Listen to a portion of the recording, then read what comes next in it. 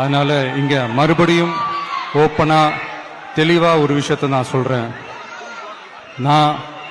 நாங்க எப்பவுமே மதச்சார்பற்ற கொள்கைன்றதுல அந்த ஸ்டாண்ட்லயோ மதச்சார்பற்ற சமூக நீதி என்ற அந்த நிலைப்பாட்டிலேயோ எப்பவுமே சமரசம் வச்சுக்கவே மாட்டோம். நம்மளுடைய தலைமையில தான் ஆட்சி அப்படின்றதுல எப்பவுமே உறுதியா இருக்கிறோம். நம்மளுடைய முதல் மாநாட்டில் கூட நான் சொன்ன மாதிரி அரசியல்ல யாருக்காகவும் எதுக்காகவும் எந்த விதமான ஒரு சமரசமும் நாம வச்சுக்க போறதே இல்லை. அந்த பேச்சுவார்த்தையே கிடையாது. சரிங்களா? அதனால யார் என்ன அவதூறு பரப்புனாலும் தயவு செஞ்சு அதை நம்பாதீங்க.